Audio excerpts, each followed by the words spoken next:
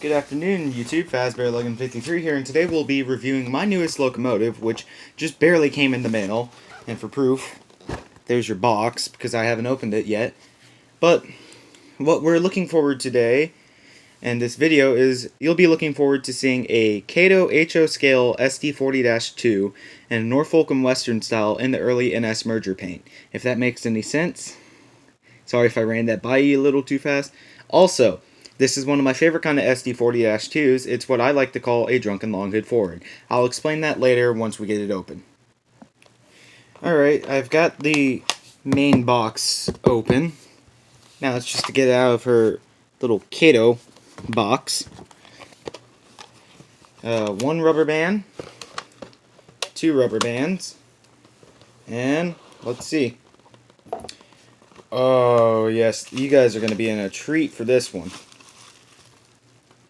Pulling her out of her packaging and getting her out of the bubble wrap, this is what I'm greeted with.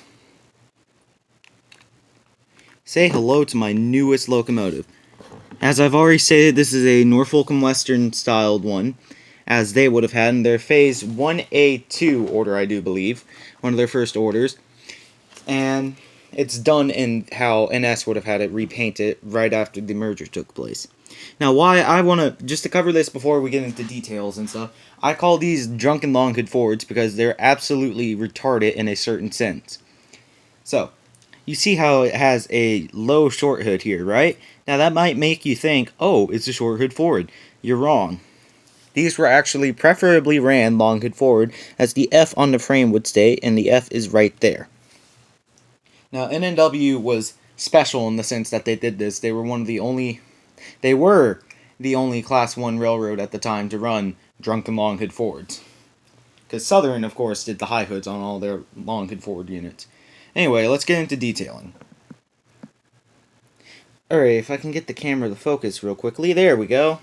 Starting on the short hood, of course, the front, air quotations, we'll get over detailing.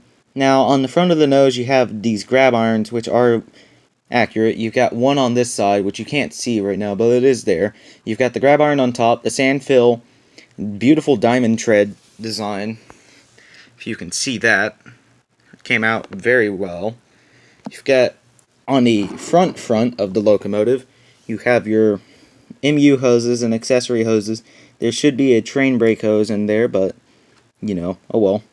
Get your coupler cut bar, you get your drop down platform, which doesn't seem to drop down, your MU socket, and I do believe that's all for the front of it. Also your handbrake for the earlier orders.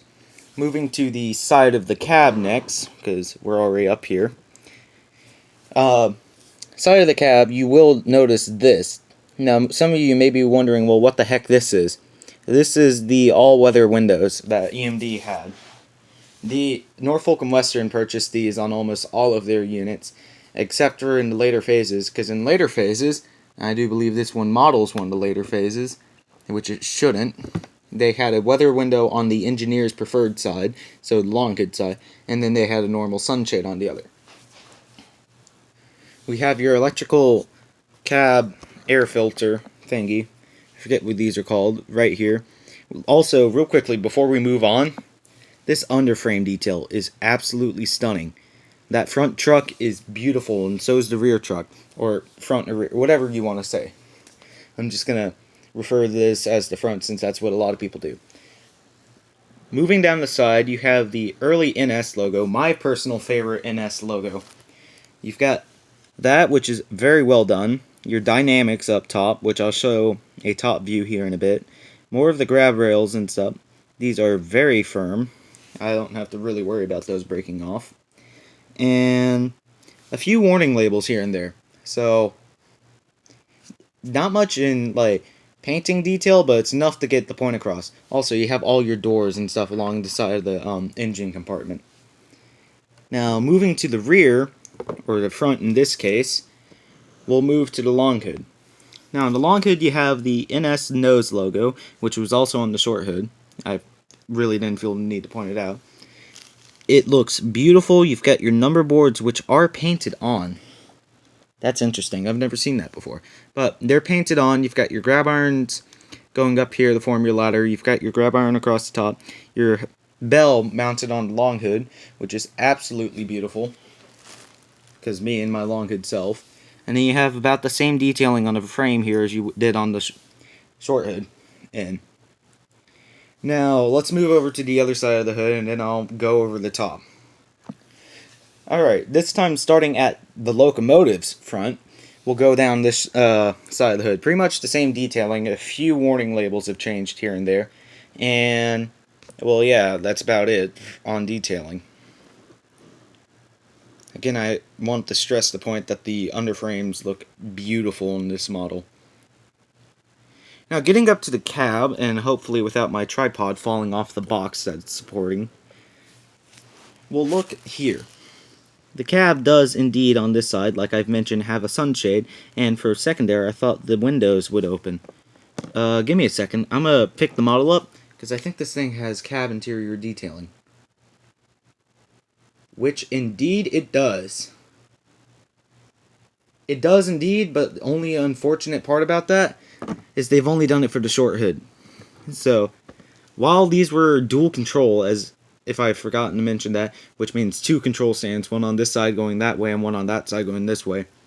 They've only modeled the control stand on the normal side going that way, which is something I can get over, because I mean I'm still going to run this thing long hood forward. It's absolutely beautiful, but it doesn't hurt to run it short hood forward either. Now, as I mentioned earlier, here's your grab iron, and then there's one here that I forgot to mention about, if I can get my fat hand out of the way. I also just want to say the paint is kind of wearing off on the yellow everywhere, but that's just because it's an older model. Still a beautiful model. Now, let's get something I want to point out before we get onto roof detail that I forgot to mention is the fact that windshield wipers are either painted on, they're painted on the windows. No, those are separately applied. Yeah, they're neither of those actually. They're molded in and then picked out with black paint, but they look amazing. Now, without further ado, let's get to the top of the model. I'm going to apologize in advance for any of the shaky camera work that's about to happen because I'm holding it with my right hand, as you can see here. But, let's go over the top of the locomotive real quickly. Starting on top of the cab, you have a Leslie RS5T, I believe, or a Leslie RS5 of some sort. You've got two firecracker antennas, and then now carrying on with the rest of the roof detailing, you have your air intake here, your exhaust here, two fans for your dynamics. Also, I want to point out the fact that there's so many lift rings on this. This is a very well detailed model. Don't know what this is, but it only appeared on the Dash 2s. So, I'll have to find out what that is at some point. And then you have your cooling fans in the rear. Your grab iron that I mentioned earlier, the big curved one. And then your long hood forward bell. Or a hood mounted bell. Now, I do believe that is all of detailing, so I guess the next major thing is to put her on the tracks and turn her on and see how she runs. Alright, so we've got the locomotive down on the tracks. She is a DCC locomotive without sound, but she's currently programmed to the factory default of 3. I'm probably going to set her to either 6 or 7. Again, no sound, and as the seller mentioned, which I forgot to say, I got this for $110 off eBay, a very good deal in my opinion. But as the seller mentioned, the light on the short hood down here doesn't work. Now that's something I can fix, but I'm primarily going to be running her long hood forward, so it doesn't really bother me. So, turning her on, she's running DC now, because without sounds, what's the point? Turning her on, nothing. We slowly increase the power, you see the headlight comes on. That's a very nice, bright headlight for what I'm used to on the older models. It looks very good, and in general, it adds a nice character to the model. Moving her forward slowly, she's very smooth, not all that quiet, but something you can forgive for the fact that it's this well made.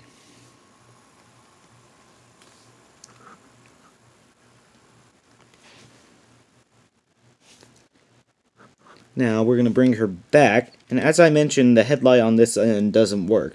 So don't be surprised that it's not... Well, I take that back. It works, but very faintly. The light turns on, but it's not bright enough for the camera to pick up, I don't think. The camera can kind of pick it up, and I say that because I just saw it through the camera. Anyway, yes, she is a very smooth runner. That's about it for running, I guess. So, I'll wrap this video up. I'll set up a nice early NS train. That's not going to be it. But I'll set up a nice early NS train and leave you guys with a run by. Thank you very much for watching this video. If you enjoy, please like and subscribe, and don't forget to leave a comment. Tell me what I need to improve or what I'm good at in these tutorials or reviews, whatever it is. Also, another thing I want to point out, I might be doing a live stream later today, so either later today or tomorrow, and whichever it's going to be about a 2-hour live stream, so be sure to stop in for that. Say hi. I'm going to be live streaming a Gmod session. I'm probably just going to be building a train or gawking at my trains as they are now. If I am going to run a train to celebrate this one, I have made the 1652 in Gmod, which is this unit's road number, so keep an eye out for that live stream tomorrow. I'll see you guys there. Thank you very much for watching, and I'll see you next video.